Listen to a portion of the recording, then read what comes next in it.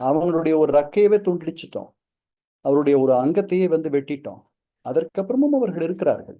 இங்க முழுமையாக வெற்றி கொள்வது என்பது என்னது? என்ன பண்ண முடியும்? ராணுவ ரீதியாக என்ன செய்ய வேண்டும்? அங்க இருக்கும் மக்களை நம்முடைய கட்டுப்பாட்டுக்குள் கொண்டு வருவதா, அங்கு உள்ள அரசை வீழ்த்துவதா, அல்லது அங்குடைய இராணுவத்தை முடமாக்குவதா? அதெல்லாம் வந்து நாட் பாசிபிள். யுக்ரைன் ரஷ்ய போரே நமக்கு அதெல்லாம் காட்டுது. எந்த நாடும் அந்த அளவுக்கு வல்லமை படைத்த நாடாக இன்று இல்லை. யெமன்ல இருக்க ஹூத்திஸோட ஒரு ஒப்பந்தம் போட்டுக்குது அமெரிக்கா.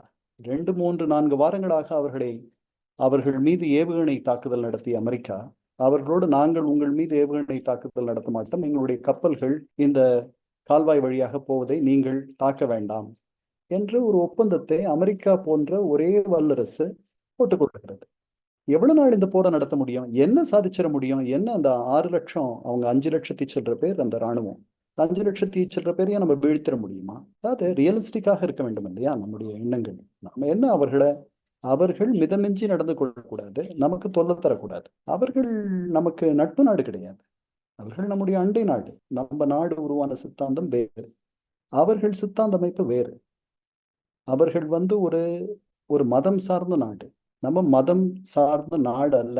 எல்லாருக்கும் இடம் ஆக இந்தியா இருக்கணும்னு நம்முடைய இதை தோற்றுவித்த நம்முடைய தந்தைமார்களும் தாய்மார்களும் எண்ணினார்கள், இந்த நாட்டினுடைய ஃபவுண்டிங் ஃபாதர்ஸ்.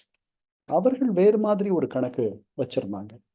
முஸ்லிம்களும் இந்துக்களும் இரண்டு வெவ்வேறு பிரிவினர். அவர்களுடைய எண்ணங்கள், சிந்தனைகள், கலாச்சாரம், பண்பாடு, உணவு, உடை எல்லாமே வேறு என்று சமீபத்தில் அவர்களுடைய இராணுவ தலைமை தளபதி பேசியிருக்கிறார். எங்க நமக்குள்ள ஒற்றுமை வரும்? எப்படி வரும்? பக்கத்து பக்கத்துல இருக்கோன்றதை தவிர வேற என்ன இருக்கு நமக்கும் அவர்களுக்கும்? அவர்கள் வந்து பூகோளத்தையும் வரலாற்றையும் டிஃபை செய்கிறார்கள், மறுக்கிறார்கள்.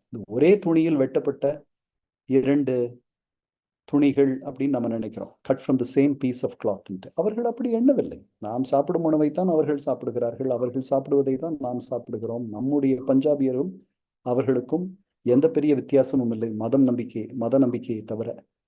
ஆனால் அவர்கள் அப்படி ஒரு எண்ணத்தில் செயல்படும் போது நம்ம என்ன பண்ண முடியும்? அவர்களோடு வந்து அந்த உறவை மேனேஜ் தான் செய்ய முடியும்.